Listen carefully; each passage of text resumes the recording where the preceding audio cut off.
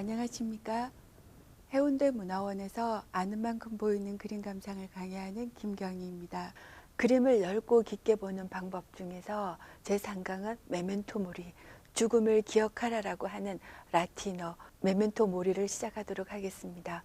메멘토 모리는 헛되고 헛되며 헛되고 헛되니 모든 것이 헛되다라고 하는 의미를 가지고 있습니다. 이러한 죽음을 그림으로 나타내어졌던 한스 발동 그린의 작품을 보도록 하겠습니다. 독일 화가이고요. 1485년부터 1545년에 작품 활동을 한 작가입니다.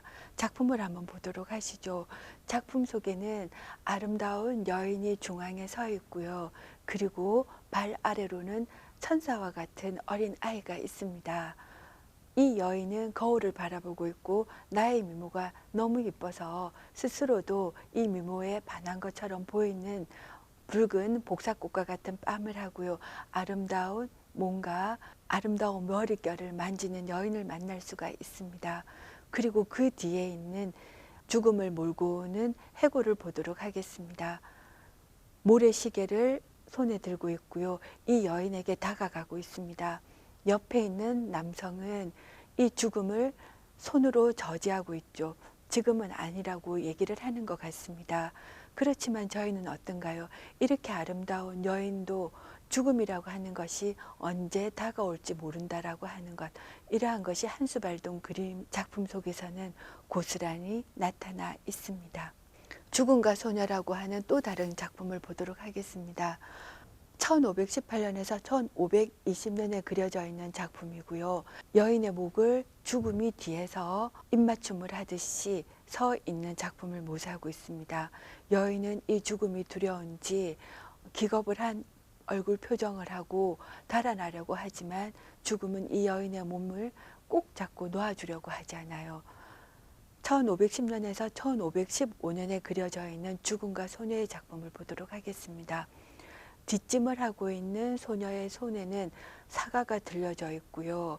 해골 모습을 한 사람에게서는 손에 사과를 따고 있는 모습이 보입니다.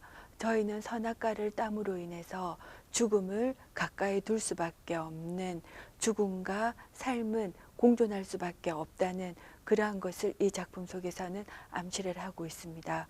죽음이 소녀의 팔을 잡고 있는데 뱀은 이 죽음의 손을 물고 있죠. 아직은 죽음이 아니다라고 하는 것을 말을 하고 있는 듯합니다. 슈베르트의 앨범 속에 죽음과 소녀의 작품이 들어가 있는 것을 만날 수가 있으시고요. 피테르 클레즈의 바니타스 정물화를 보도록 하겠습니다. 죽음을 상징하는 소재들을 가지고 정물화를 그린 것을 바니타스 정물화라고 하고요. 17세기 네덜란드에서는 삶과 허무라는 주제의 그림을 많이 그렸습니다. 이러한 것으로서 바니타스 정물화가 굉장히 많이 남아있기도 합니다. 작품 속에서는 해골이 있고요. 해골 아래에 펜이 보입니다. 그리고 해골 아래에는 또다시 두터운 책들이 보일 겁니다. 그리고 옆에 보시면 유리잔이 보이고요. 열쇠가 보일 겁니다. 열쇠는 재물을 상징하는 겁니다. 그리고 책과 펜은 지식과 명예를 상징하는 것들입니다. 그런데 이런 것들은 결국 죽음 앞에서는 아무것도 보잘것없이 헛되고 헛된 것이 되지 않을까 생각을 합니다. 예민한 예술가들은 이러한 죽음이 항상 곁에 있다고 생각을 했고요. 이러한 죽음을 표현해냄으로 인해서 삶의 유한함, 그리고 죽음이 우리와 가까이 있기 때문에 이러한 예술적인 창의력에 더 매진할 수 있지 않았을까 생각을 해보게 됩니다. 바르텔 브린 1세의 바니타스 정물화입니다. 이 정물화는 중앙에 해골이 있고요. 해골 위에 파리가 있습니다. 그리고 왼쪽 촛대를 보시면 다 타지 않는 촛대가 놓여져 있습니다.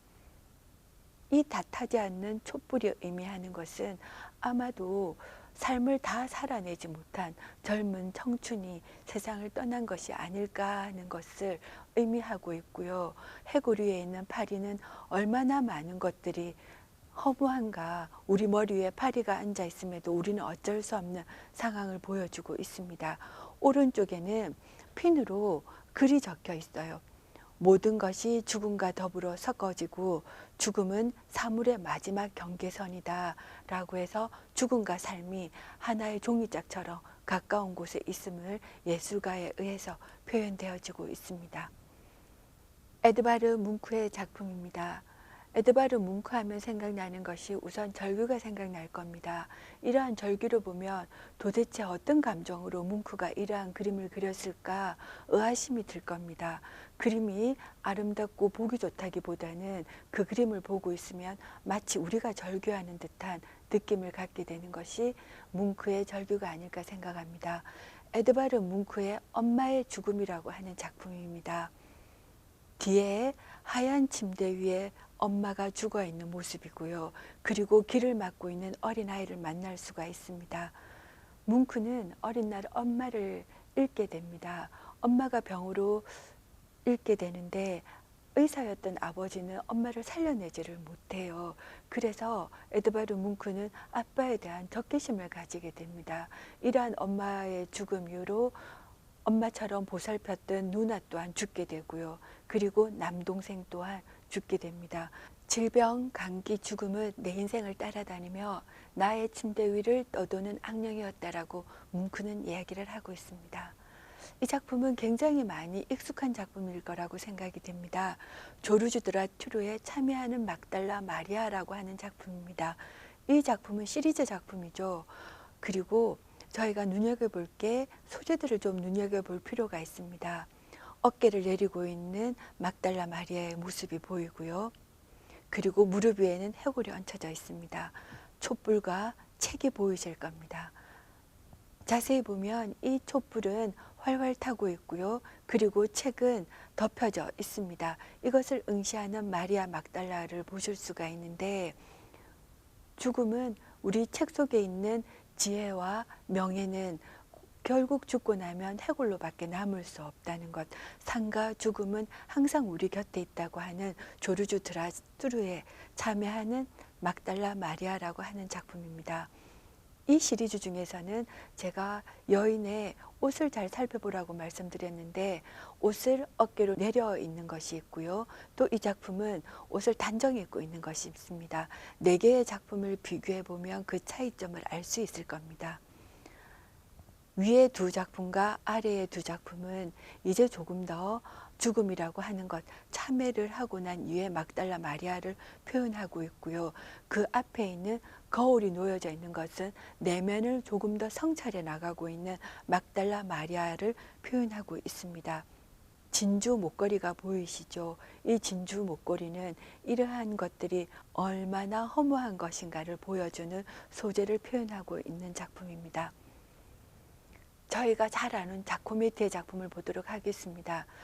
자코메티의 작품을 보며 왜 이렇게 저희가 빼빼로처럼 빼빼한 것들, 정말 길쭉한 조각들을 작품을 했을까 하는 의구심이 들 겁니다.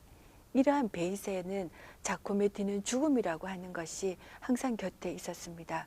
자코메티는 로댕의 조수이기도 했었죠. 그래서 로댕의 조수로서 굉장히 섬세하고 사실적인 작품을 해나가고 있었습니다. 자코메티가 여행을 떠나게 됩니다. 이 20살의 후원자의 도움을 받아 여행을 떠나게 되는데 여행을 하던 중에 눈을 떴는데 후원자였던 분이 죽은 시체로 있는 것을 경험하게 되는 거예요. 20살의 자코메티가 큰 충격이지 않았을까 하는 생각이 듭니다. 이 이후로 자코메티는 죽음이라고 하는 것이 정말 나의 곁에 있는 것이구나 하는 생각을 하게 되고요. 수많은 작품 속에서는 해골을 상징하는 정말 길다란 모습, 뼈만 앙상한 모습이 자코메티 작품 속에 나타나게 됩니다. 너무나 유명한 작품이죠. 데미안 허스트의 신의 사랑을 위하여라고 하는 작품입니다. 데미안 허스트의 작품 속에서는 백금 틀을 씌우고요. 8,000개가 넘는 다이아몬드를 촘촘히 박아 놓은 작품이에요. 저희가 죽고 난 해골인데 좀 전 보셨던 조르주 드라 작품 속에서는 파리가 앉아 있었습니다. 데미안 허스트의 작품 속에서는 백금틀을 씌우고 8,000개가 넘는 다이아몬드로 작품을 만들어 놓고 있습니다. 그러면서 데미안 허스트는 이야기합니다. 내가 죽을 것을 기억하라. 너도 언젠가는 죽는다라는 얘기를 합니다. 그런데 죽은 후에 이러한 백금틀과 다이아몬드가 무슨 영광이 있을까 하는 생각을 해보게 됩니다. 이 작품은 이병호의 깊은 숨이라고 하는 작품입니다. 지금 보는 장면은 정말 뼈가 앙상한 여인이 누워져 있는 작품을 만날 수가 있습니다. 그런데 이 작품은 점점 부풀어지면서 젊은 아름다운 여인의 모습으로 변화가 되어질 것입니다. 죽음과 삶, 그리고 청춘과 노년은 하나이다라고 하는 것을 이병호의 깊은 숨이라고 하는 작품에서 만날 수가 있습니다. 이상으로 제3강 그림을 넓고 깊게 보는 방법이라고 하는 강의를 마치도록 하겠습니다. 그림 감상을 하는데 조금 가까이 다가갈 수 있는 감상법이 되기를 바랍니다. 이것으로 제3 강의를 마치겠습니다.